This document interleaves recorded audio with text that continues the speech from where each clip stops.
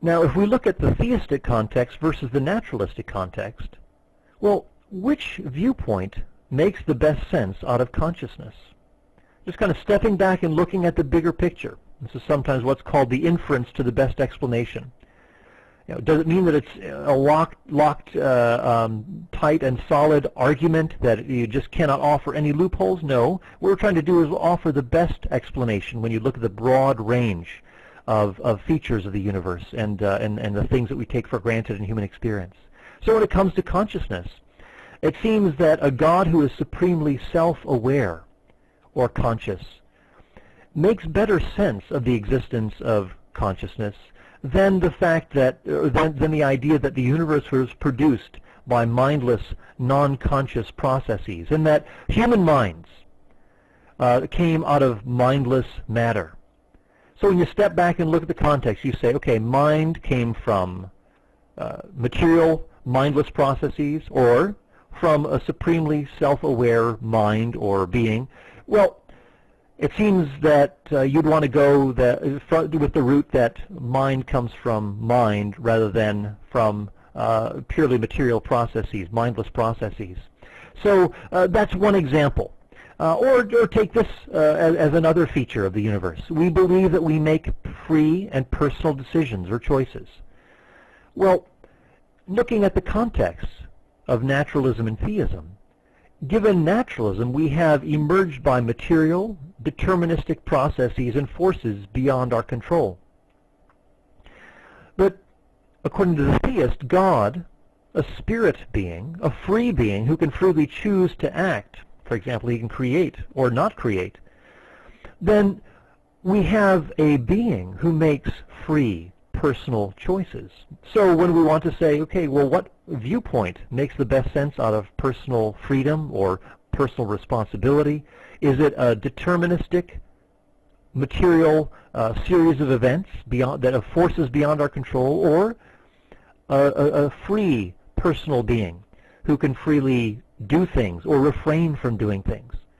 Well, if you had to be a gambling person, you'd go for God over against these deterministic processes. Or how about this? When we trust our senses and rational faculties, we typically rely on them. Even in fact, the person who is the skeptic, the person who does not, who draws conclusions that we can't know certain things, or wonders, can you really be sure about this? It is often throwing us examples of how people think that they're right, but they're often misled, and so the skeptic leads us to this, tries to lead us down this path that we really can't be certain about knowledge.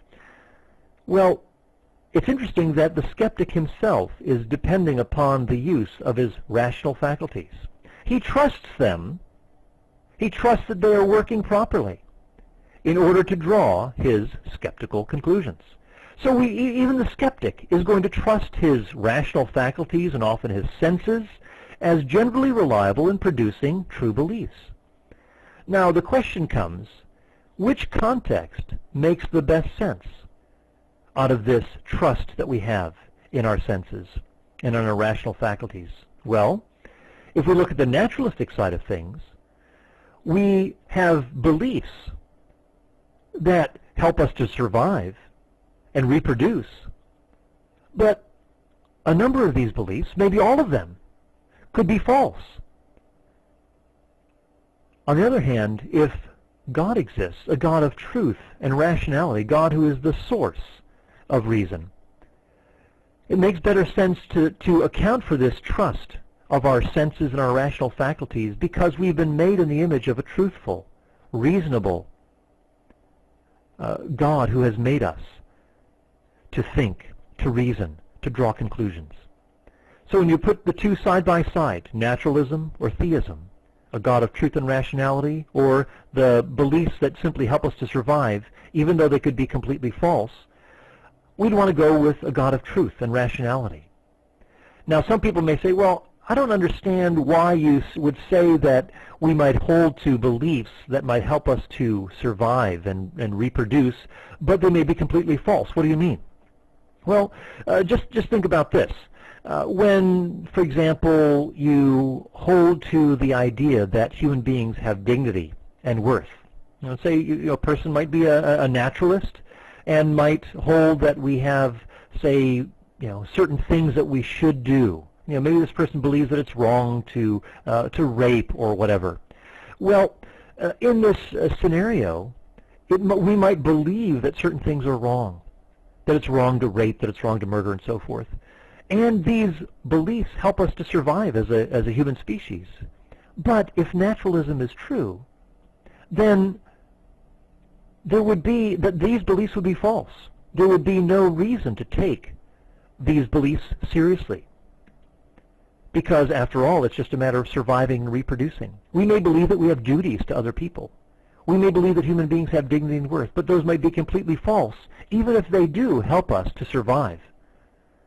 So, again, if we're trusting our beliefs, if we're trusting our moral intuitions, if we're trusting our rational faculties and senses, then the context of a God of truth helps us to make better sense out of this scenario.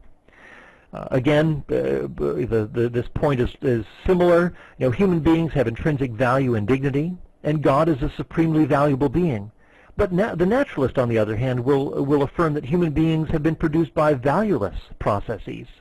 So if we believe that human beings have rights or dignity at all, then we're actually leaning in the direction of theism rather than naturalism to account for that. Does it make better sense to say that we came from valueless processes, or that a supremely valuable being made human beings? We can talk about first life emerging.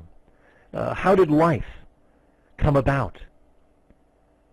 Did it come from just non-living matter, that it emerged somehow from non-living matter, or did it come from a living and active being, namely God? Or what about the idea of beauty? Beauty exists, and in fact, the world is full of abundant beauty. And beauty that's not even connected to our own survival. And so if there is beauty in the world in such great amounts, you think of the ocean or mountains or beautiful flowers or fall foliage in New England. I mean, these are just spectacular and, again, not linked to survival at all. So why such an abundance of beauty? Well, it seems that if the Psalm 27:4 talks about God, and the beauty of holiness. Well, that makes better sense of beauty than simply natural processes that produce beauty for no apparent function or outcome, like survival. Or we can talk about the universe, that it all began to exist a finite time ago. Does it make better sense that a being, God, caused the universe to exist, creating it out of nothing, or that being emerged from non-being? Those are basically our only two choices. I might come back to that if I have the opportunity. But does it make better sense to say that being came from being, that existing things came from an existing thing, or that something came from nothing, that being came from non-being? And of course we may be familiar with how the universe is delicately balanced for human life, what's known as the Goldilocks effect, that the universe is just right for life. Well, again, if we had to gamble and say, well, I'm just going to go with the fact that it just happened to get, the universe happened to get it right. If it didn't, we wouldn't be here talking about it. That all these cosmic constants, all these, the four forces of that we have discovered, gravity, strong and weak nuclear force, electromagnetism, and so forth, that all of these are delicately balanced, and all the features of the universe that are conducive to life are simply accidental. Or some people might say, well, it's just the way that's just determined, by kind of in a law-like way that it would come out this way. Well, again, highly problematic. I think it makes better sense to say that God is a wise and intelligent designer who is responsible for creating the context so that life could emerge.